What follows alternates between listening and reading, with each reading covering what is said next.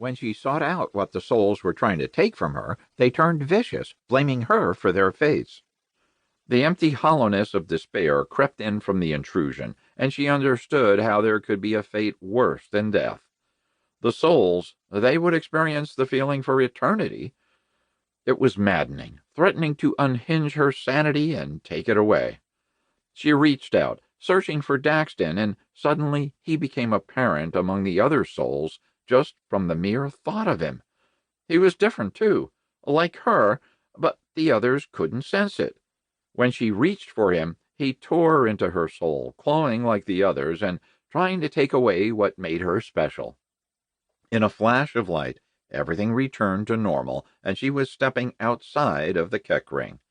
The despair desperately clinging to her in the black tendrils touching her back grew in intensity before snapping back into the darkness and releasing her.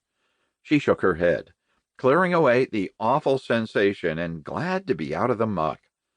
Her hand reached up to her cheek, touched wetness. Was I crying? The orphanage was the last time that happened, and she swore to herself then that it would never happen again. She worked hard at becoming tough and strong, needing no one but herself.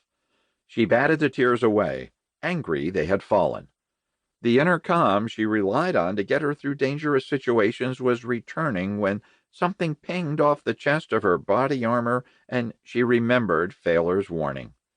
Saren thrust her elbows together in front, protecting her face, and dropped into a squat over her right knee, left leg to the side. She glanced a quick peek around her arms to assess the situation. A bullet shot out from behind the right side of a large stone, hitting her in the left arm, while another followed from the left side of the rock, zipping past her leg. 2 shooters, 1 rock. Not very smart, guys. Should have spread out. She waited a few more seconds to see if any more players were in the game, and 2 more shots flew out from behind the same rock. Nope. Saren turned to the right, swiveling her left leg beneath her body and shifting her elbow over to protect the side of her face while she surveyed the area, getting ready to sprint. The rocks lining the outside of the Keck ring were battle-worn, deeply pitted from projectile weapons and blackened by repeated plasma blasts. The area had been designed with tactical battles in mind, with the same varying size geometric rocks as above, littering the scene. She quickly chose the biggest rock with the best vantage point for targeting the shooters and drove her left foot into the ground, launching herself toward the cover, keeping her arm at the side of her head. With no way to recharge the wrist comm, she needed to avoid using the personal force field it generated except for extremely dire circumstances. Bullets peppered the ground near Saren's feet as she ran. Daxton would be coming through the Keck ring any second with no protection, and he would need covering. The last few feet before the rock, Saren tucked her head into her chest and lunged downward, kicking her feet off the ground. She spun in the air and hit the ground, rolling to a squat behind the safety of the stone with her wrist comm looking for the shooters. 2 more pings hit the body armor on her left leg, and she rolled to the right onto her stomach.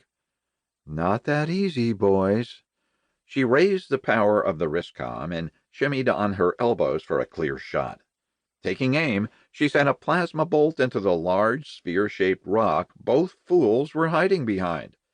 The rock vaporized into blue dust and rained down over 2 species she didn't recognize, with twisted humanoid features made of liquid metal. They looked at each other in shock, then scurried for the closest cover.